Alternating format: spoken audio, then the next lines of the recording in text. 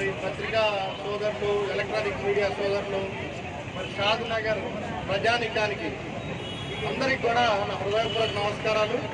మరి ఈరోజు మనం చూస్తున్నాం, అంటే ప్రపంచ జనాభా దినోత్సవం ఎందుకు జరుపుకోవాలి అనేది మీరు అందరూ ఆలోచించినట్టయితే ప్రపంచంలో 800 కోట్లు దాటిపోయింది ఇప్పుడు జనాభా.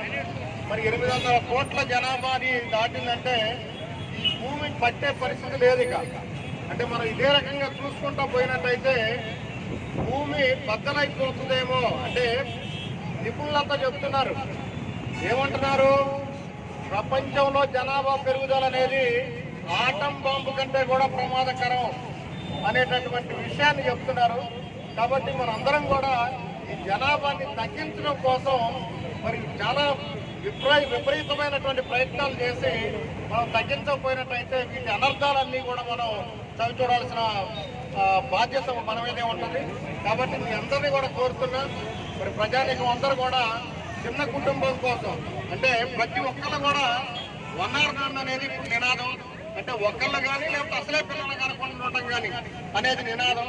మరి మ్యాక్సిమం ఒక్కళ్ళు కానీ ఇద్దరిని కానీ కనడం కంటే ఎక్కువ కంటే మాత్రం ఈ భూమి భరించే పరిస్థితి లేదు.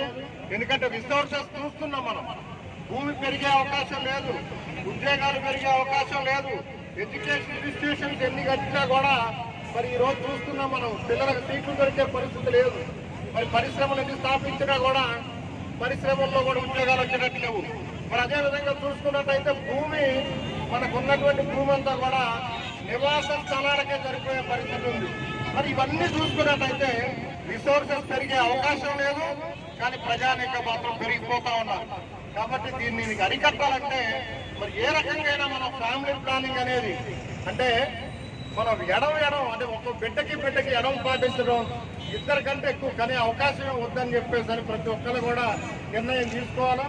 మరి ఆడపిల్లల్లో కూడా మరి చదువు అనేది, ఎడ్యుకేషన్ అనేది చాలా ఇంపార్టెంట్. ప్రతి ఒక్కరు కూడా ఆడపిల్లని చదివించినట్టయితే, ఎందుకంటే సంవత్సరాన్ని దిగ్గేది ఆడపిల్ల కాబట్టి ప్రతి ఒక్కరు కూడా తమ కుటుంబంలో ఉన్నటువంటి ఆడపిల్లలందరినీ కూడా బాగా చదివించి వాళ్ళు ఎడ్యుకేట్ చేసినట్టయితే మనం మన జీవితాన్ని సక్రమమైన మార్గంలో నడిపించడానికి భారతదేశంలో ఈరోజు ప్రపంచాన్ని శాసించే స్థాయికి, అంటే 142 కోట్లకి పెరిగాం.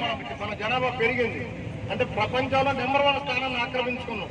ఇంకా పెరిగితే పేదరికం, ఆకలితో అలవటించే పరిస్థితి వస్తుంది. కాబట్టి మరి ప్రజలందరూ కూడా మరి బాగా ఆలోచించి చిన్న కుటుంబంతోనే సరిపెట్టుకోవాలని చెప్పేసి మీ అందరినీ కూడా ఈ జనాభా దినోత్సవం సందర్భంగా వేడుకుంటూ ముగిస్తున్నాను. జై హింద్.